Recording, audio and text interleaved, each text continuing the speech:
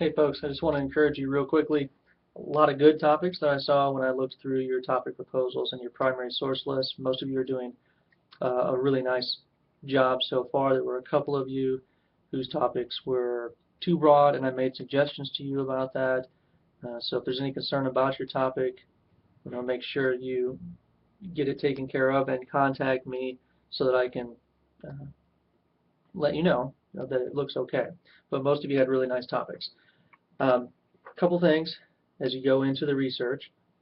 First of all, don't forget you're conducting research through the library databases to find secondary sources. Now, books, generally speaking, books would be okay, and you can use the library to find those books through OhioLink. A lot of them are available as ebooks.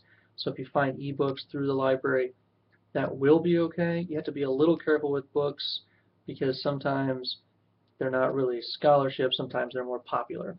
So you have to watch out for that. So mostly what you're looking for are academic journals. So when you go into the database, make sure you're limiting yourself to academic journals, not book reviews, not publications like periodicals, magazines, newspapers, that kind of stuff. You want academic journals. Don't forget that you can search um, multiple databases at once and that you can choose the databases based on subject. So one of your goals here is breadth. Um, the one concern I did have from looking at the proposals is a lot of you have very specific ideas what you want to find in your research because you're beginning to think about what you want to do down the road in the essay for writing project 3. And I'm cautioning you against that, and I know it goes against your natural instincts in some ways, but really you want to follow the process here. The annotated bibliography is just a research component. Writing project 2, the literature review, will have you organizing and synthesizing the research you do for the annotated bibliography, and out of that will come an appropriate topic for the essay, which is writing project 3. So don't worry right now about having that topic.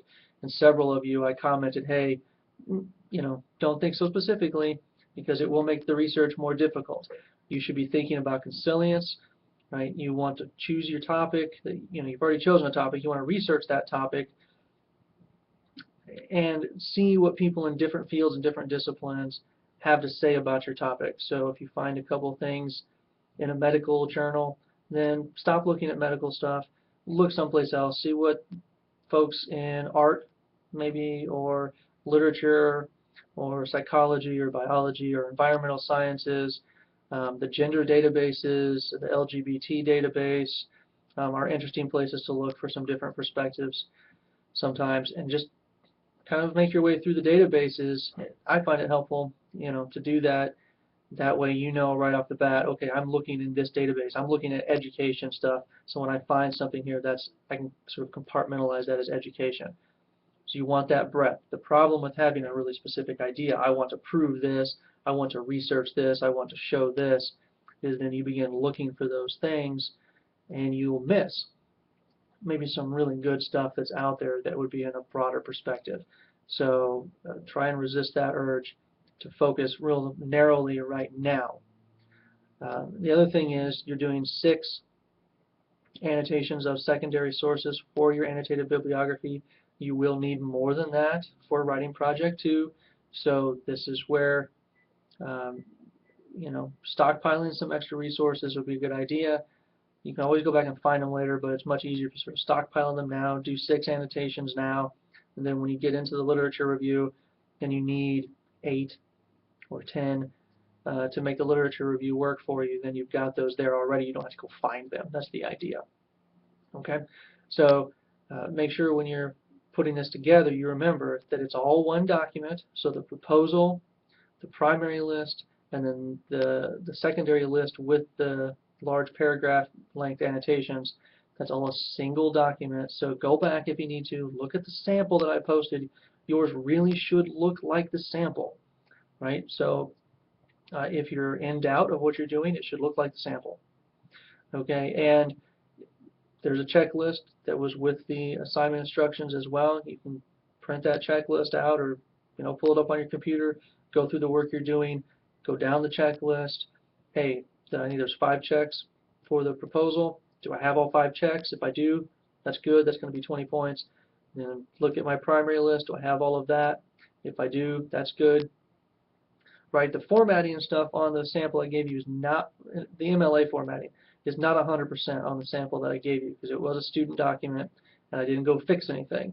But the layout, right, the way everything is sequenced, the way everything is formatted in terms of font and spacing and margins and headers and page numbers and all that stuff, that's exactly what yours should look like. So I just wanted to bring some of those things to your attention. For the discussion board this week, I have asked for you to repost then your proposal with the primary list. It should be formatted this time MLA style. So I'll be looking to make sure you're on with your MLA formatting. And then also your secondary list with at least 2 of the annotations.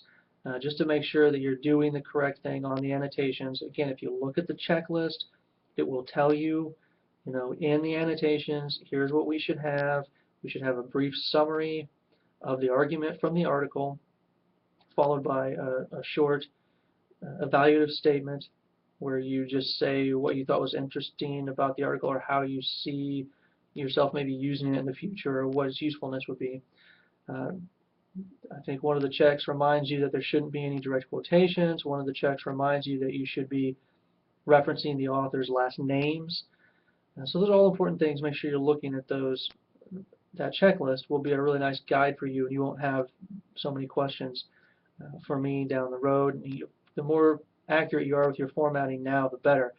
Because really everything depends on this annotated bibliography. That literature review is 100% based on your annotated bibliography. There's no additional research involved. There's no additional reading involved. It's a brand new document based on that annotated bibliography. So if your annotated bibliography is great, then your literature review stands to be great as well. If your annotated bibliography is poor, then you're not going to do real well on the literature review. So take this very seriously. Get the formatting right. Find the stuff you need. Now a lot of people are contacting me. Make sure you email me if you have questions about any of this stuff. Make sure you've watched the videos on how to do the research. Feel free to contact the librarians. And of course, use those discussion boards. If you post this stuff, make sure you're posting it as a Word document, ideally, so that people can open it. I know some of you have posted things in odd formats that can't be opened. People need to be able to open this stuff.